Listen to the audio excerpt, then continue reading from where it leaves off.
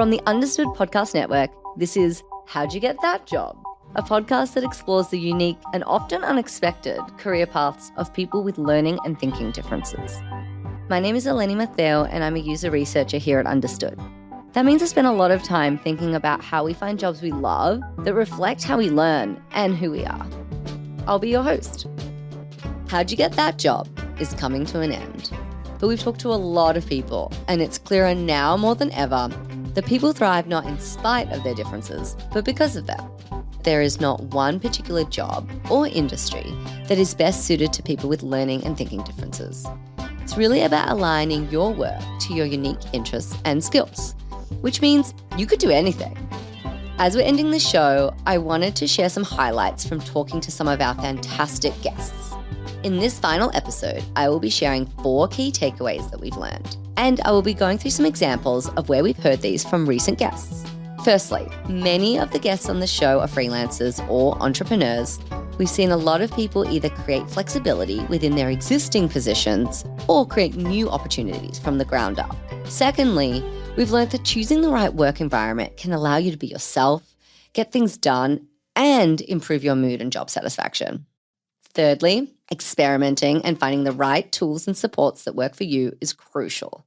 Almost everyone I spoke to went through a lot of trial and error to create their own unique toolkits. And finally, asking for support does wonders. There's nothing wrong with asking for help, and by doing so, you advocate for yourself and break the stigma for those around you. First up, let's talk about this idea of taking the leap. Gil Grishoni took his first leap towards his own branding firm by saying yes to something he didn't quite know how to do, but he was confident his dyslexic brain could figure it out. He's now the creative director of the branding firm Grishoni Creative. He advocates that dyslexia is a hyperability that is a strength, not a deficit. Gil took a risk and it paid off as his first client. Yeah, I think that's something that I've heard from a lot of dyslexics, that we sort of marched our own drumbeat, we found our own paths, and if I went to a proper interview and had to write something and do it, I probably would never get the job. But the fact that it just sort of, I was open to it, I was at the right place at the right time, and I just kind of took the leap, kind of change the outcome. And it happens every time. I mean, everything we do is sort of starts somewhere around that place. Dalia Gallegos put time into her hobby of fandom. This side passion helped her balance her work life with her ADHD.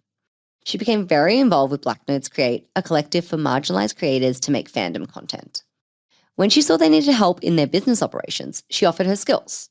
One thing led to another, and they eventually expanded, and she became the chief financial officer. Now she works in an area that she loves. When you really think about this story, Dalia wasn't taking a huge leap, but she did see an opportunity where her skill set was needed.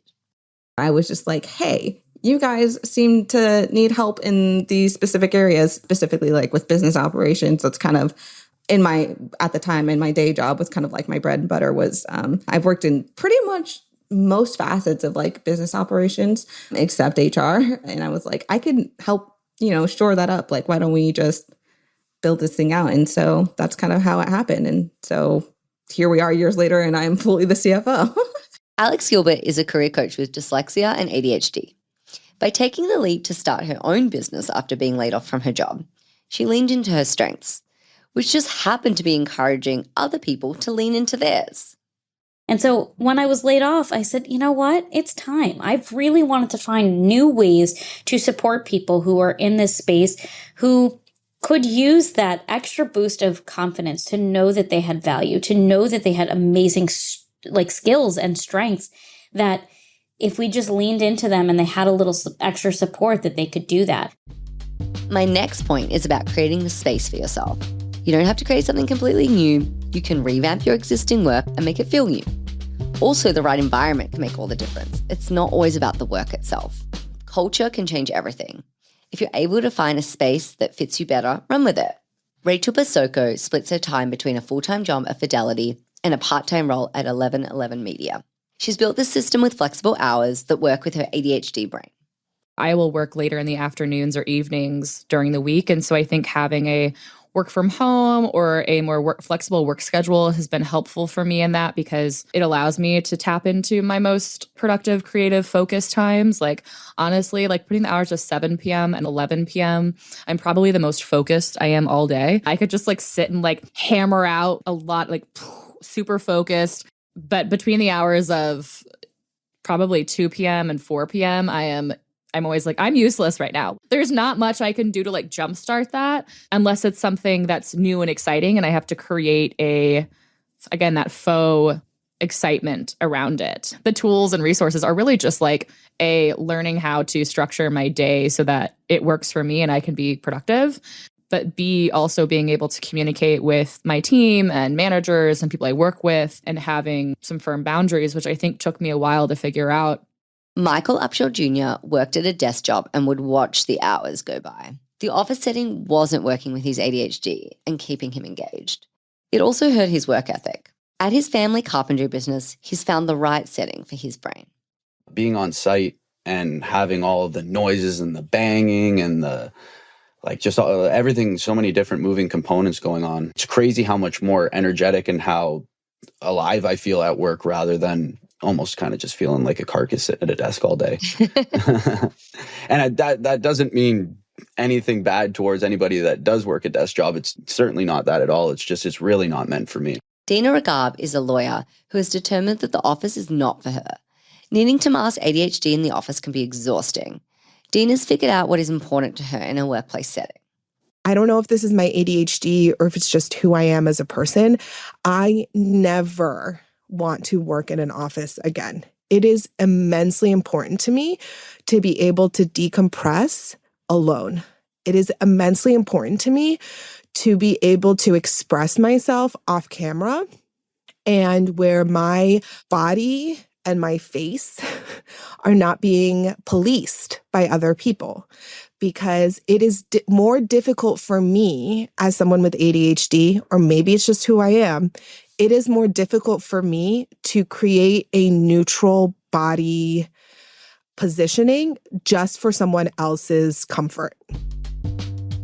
If you're running into the same problem over and over in different environments, you may want to experiment with different tools or strategies. Different things work for different people. Alex Gilbert talks about how a job should be challenging, not hard. This distinction is important as it can help you determine if you're in the right place or if you need more support. Jobs should be challenging and not hard. And when you are doing a job where every aspect of your job is hard, it leads you to feel burnt out, frustrated. Maybe you even get fired from your job because it's really just not in your wheelhouse of things that you should be doing, and you're not really leaning into those strengths. Challenging means you can take something that's really interesting. Like right now, what I'm doing every day is I'm being challenged by new clients who have new situations, and every day is something exciting to me of how can we problem solve together. I don't find it hard. I'm not sitting here doing math problems in Excel every moment of my day. Do I do that as a small business owner? Of course I do, but that's not the forefront of what I do. Let's talk about Dan Rice. Since being diagnosed with ADHD, he's made it his mission to learn about all the tools that might help him.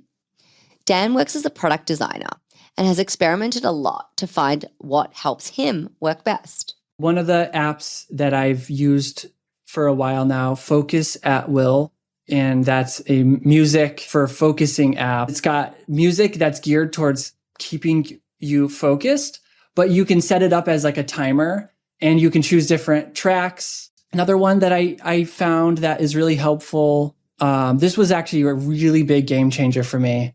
So I combined the Pomodoro method of doing 25 minutes on and like 5 minutes off. So 25 minutes of focused work and then take a break for 5 minutes. And then I do a little workout. And that transition I found is really helpful because it's like I keep up some of that momentum of like I was working and excited and going, and then doing a little bit of a workout gets the heart rate up, and it helps me to transition from the work to taking that little bit of a break. Experimentation, testing and learning, and self-compassion combined so that when you struggle and fail or something doesn't work, you are there for yourself and you don't just abandon yourself. You keep trying new things. And I think that 1 to 2 week trials of changing your routines, learning about habits and learning about how the mind works in terms of like habit building, and then trying things out has been instrumental for me. And it's a constant process. Let's go back to career coach Alex Gilbert. She helps people find the setting that they work best in. With that comes a lot of great tool recommendations. I love Grammarly and Speechify, and I wish that I had known about that when I was actually in the workplace, because that would have saved me a lot of grief. I had adaptive technology when I was in college, so when I had to read really long paragraphs, my textbooks were read to me. Speechify does the same thing with your emails, with your internet browser. If you got something in person and you wanted to take a picture of it and it would still read it to you, I think that's a really great tool that I think should be available to everybody. Grammarly, I think, is similarly really important to have, because people who have dyslexia or have ADHD, maybe you send emails impulsively.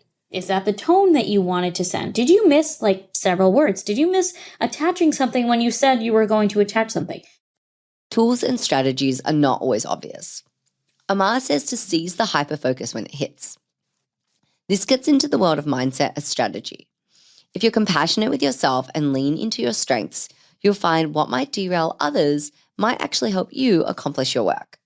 I think the tendency to procrastinate, which is, very real for people with ADHD. I think it often comes from procrastinating work that isn't very meaningful to us. My advice is to forgive yourself for that and to try to find some aspect of that same work or new work that does challenge you, or more importantly, is meaningful to you, and that kind of sparks that hyper focus. And then when that focus strikes, don't waste that opportunity. Set aside the time you need, make space for yourself, whether that's asking your roommate or your partners to maybe vacate the house for an afternoon, or to vacate it yourself, go down to a library or cafe or wherever you need to go and just start writing it or drawing it or planning it. Amar told us about mindset, but what about actions you can take? Let's get a little more specific on routines that you can put in place. For Scotty Donovan and many others, a consistent routine is what helps keep everything on track. Scotty's a wastewater engineer with ADHD, and having a set schedule helps her keep her momentum and on track with her work. I also kind of made routines during the day, like during my 9 to 5. If I got there at 8:45, I would give myself 15 minutes to have coffee and just, get all settled. Up until 9:30, you can answer emails, and then, go get more coffee or something if you need it. So it's like organizing my day a little bit differently was definitely something that helped. And then planning out my day as well. I gave myself 15 minutes every morning to, make a list of what I felt I could accomplish that day, versus what needed to be done, just breaking it apart a little bit and putting in that time to organize yourself every morning really definitely was helpful. I'm a big list person now as well. I have a calendar, but then I also have an agenda. I have to have both because I need to be able to see both. And I think it maybe just took also a level of maturity in me growing up to be honest with myself and with other people about how I work, and working with people that understood that was nice. Scotty mentioned another great thing we've heard from a lot of guests on the show. It's important when working with others to set clear expectations and ask for help when you need it. Dina advocates for herself while also taking into account the working styles of her coworkers and how they mesh with her own. It's about opening up a conversation to truly work best together. Advocating for yourself in a way where you are honest about what you need, but without putting your issues as front and center. So what do I mean by that? I have ADHD, right? And that means that I need to do things a little bit differently. But if I spend all my time explaining to everybody else, I have ADHD and these are all the reasons why I need to do this stuff, I'm actually neglecting the part of the conversation where someone else who may be neurotypical or who may be neurospicy to just simply explain to me what they need to make their lives easier. Claire Odom, a disability advocate with ADHD, shares that accommodations are not special privileges. They're legal entitlements. Ask for help. It's not a bad thing. You are entitled to reasonable accommodation. You're entitled to supports in the workplace to accommodate your disability or your learning and thinking difference. Having that confidence, knowing that that's true, believing that that's true.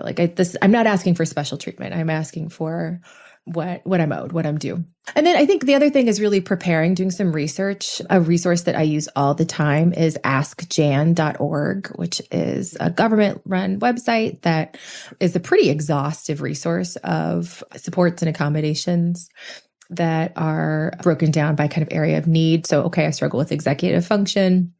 What are the types of things that have been helpful for that? Understood.org too has lots of great resources that can help you sort of think about things that might work for you. Though I'm really sad that the show is ending, I'm so grateful that we've learned so much together. It's been amazing hearing all of the diverse voices that have been on the show. I really appreciate how everyone has been so open with me and vulnerable enough to share their stories.